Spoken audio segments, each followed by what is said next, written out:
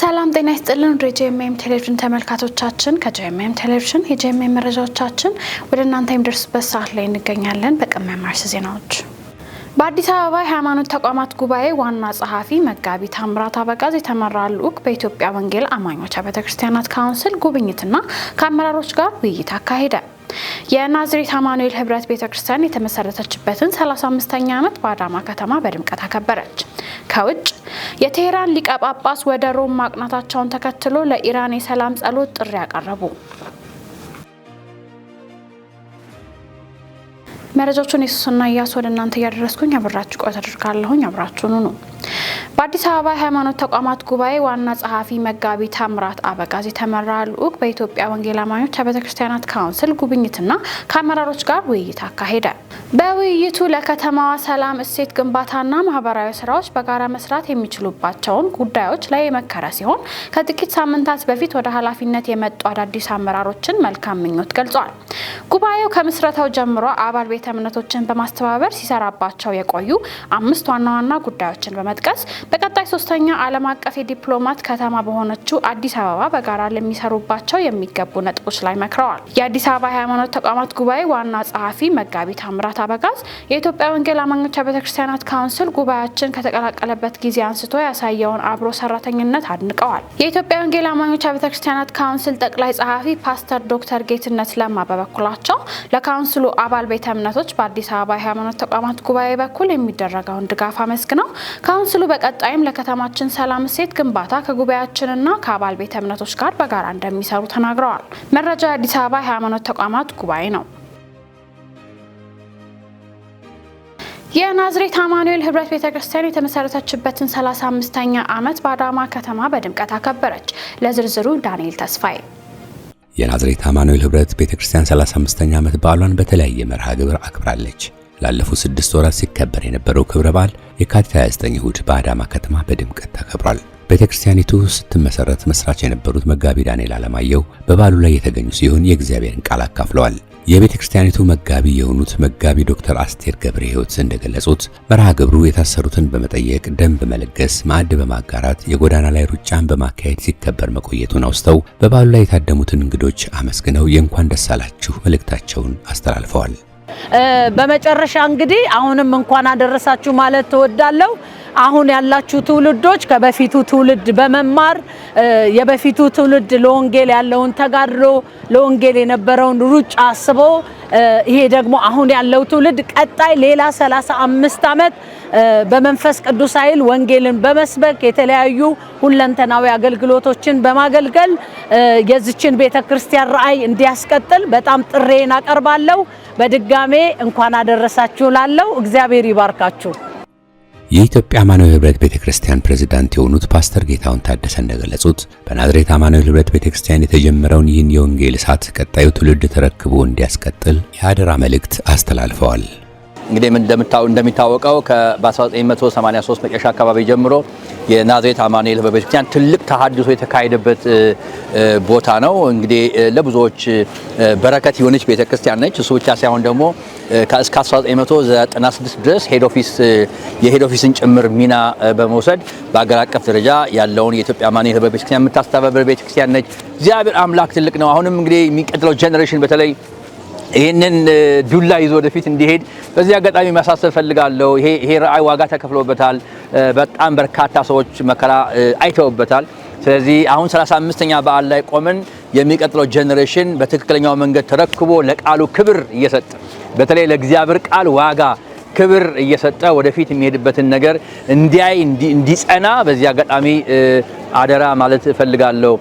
በኢትዮጵያ አማኑኤል ህብረት ቤተክርስቲያን በዋና ቢሮ ውስጥ የሚያገለግሉና ከጅማሬ ጀምሮ በቤተክርስቲያኒቱ ውስጥ እያገለገሉ ያሉት መጋቢ ሳምሶን ወልደማርያም የእንኳን ደስ አላችሁ መልእክታቸውን አስተላልፈዋል።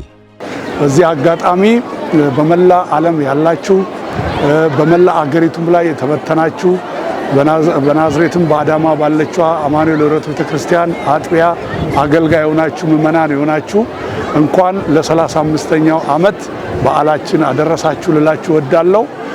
በዚህ ዓመትም ውስጥ እግዚአብሔር የሰራውን ነገር እያሰብን ባለፉት ዓመታት እግዚአብሔር ያደረገውን ነገር እያሰብን ከዚህ በኋላ ደግሞ እግዚአብሔር የትውልዱ ሁሉ አምላክ ስለሆነ ለትውልድ ሁሉ መጠጊያ የሆነ አምላክ ስለሆነ በየትውልዱ የራሱ የሆነ ስራ ስላለው በእኛ ትውልድ ጊዜ የሰራው ስራ አሁን ደግሞ በዚህ ትውልድም ሌላ ስላለው የሚቀጥለውም ትውልድም ሌላ ስላለው ለወቅቱ ለትውልዱ የሚሆን መልእክት መንፈስ ጸጋ ይዘን ምድሪቱን በወንጌል እንድናደርስ መልእክትን አስተላልፋለሁ። በክብረ በዓሉ ላይ ቤተክርስቲያኒቱ ከተመሰረተችበት ጊዜ አንስቶ በተለያየ ዘርፍ ህዝቡን ላገለገሉና ዋጋ ለከፈሉ መጋቤ ዳንኤልና መጋቤ ውህበ ዕውቅናና ስጦታ ተበርክቶላቸዋል። የናዝሬት አማኑኤል ህብረት ቤተክርስቲያን በ1980ዎቹ ጅማሬ ላይ እግዚአብሔር ለመንፈሳዊ ተሐድሶ ያስነሳት ቤተክርስቲያን ስትሆን በወቅቱ የሚዘመሩ ዝማሬዎች ዘመን ተሻጋሪ ሆነው አሁን ድረስ የሚደመጡ ናቸው።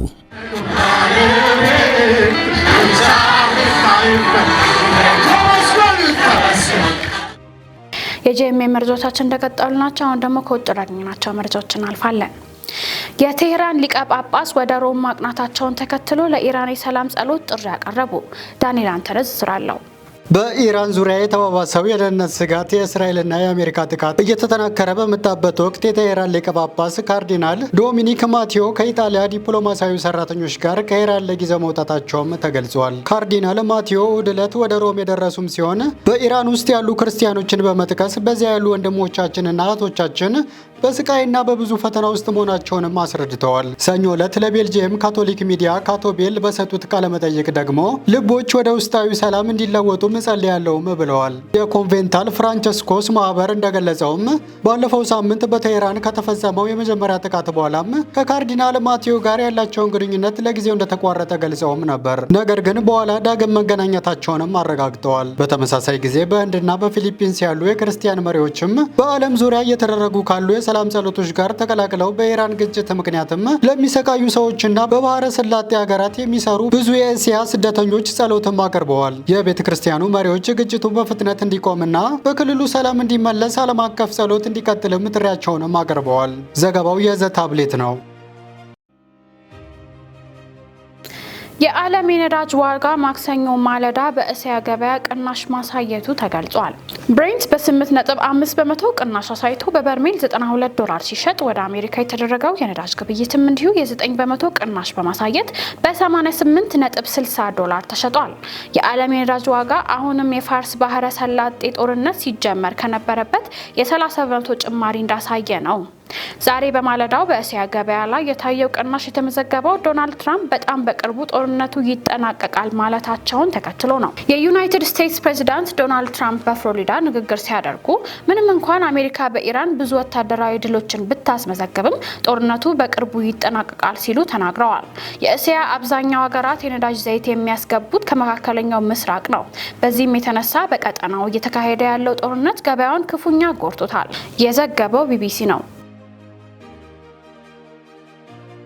ባንግላዴሽ የኃይል አቅርቦትን ለመቆጠብ ዩኒቨርሲቲዎች በጊዜ እንዲዘጉ አዘዘች። ባንግላዴሽ በአሁኑ ወቅት የገጠማትን ከፍተኛ የኃይል አቅርቦት እጥረት ለመቋቋም ትምህርት ቤቶቿንና ዩኒቨርሲቲዎቿን ከትምህርት ሰሌዳው ቀድመው እንዲዘጉ ወስናለች። ይህ ውሳኔ ሁሉንም የመንግስትና የግል ዩኒቨርሲቲዎች የሚመለከት ሲሆን በተቋማት ውስጥ የሚባክነውን የኤሌክትሪክ ኃይል ለመቀነስ ያለመ ነው። የባንግላዴሽ የኃይል አቅርቦት ዘርፍ በዓለም አቀፍ ደረጃ በናረው የነዳጅ ዋጋና በውጭ ምንዛሬ እጥረት ምክንያት ከፍተኛ ፈተና ገጥሞታል።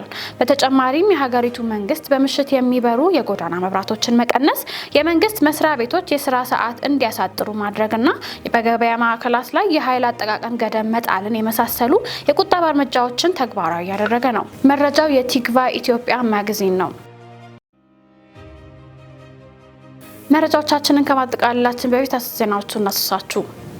በአዲስ አበባ የሃይማኖት ተቋማት ጉባኤ ዋና ጸሐፊ መጋቢ ታምራት አበጋዝ የተመራ ልዑክ በኢትዮጵያ ወንጌል አማኞች ቤተክርስቲያናት ካውንስል ጉብኝትና ከአመራሮች ጋር ውይይት አካሄደ። የናዝሬት አማኑኤል ህብረት ቤተክርስቲያን የተመሰረተችበትን 35ኛ ዓመት በአዳማ ከተማ በድምቀት አከበረች። ከውጭ የቴህራን ሊቀ ጳጳስ ወደ ሮም ማቅናታቸውን ተከትሎ ለኢራን የሰላም ጸሎት ጥሪ ያቀረቡ። ለዛሬ ያዝናቸው የጂኤምኤም መረጃዎቻችን ይህን መስሉ ነበር። እኔ ሱስና ያሱ መረጃዎቹን ወደ እናንተ ያደረስኩኝ አብራችሁ ቆይተደረኩኝ። መረጃዎቹን ያዘጋጁላችሁ ደግሞ ዳንኤል አንተነህና ነጻነት ተቁማ ነበሩ። ከቀሪ የጂኤምኤም ቴሌቪዥን ፕሮግራሞቻችን ጋር መልካም ቆይታ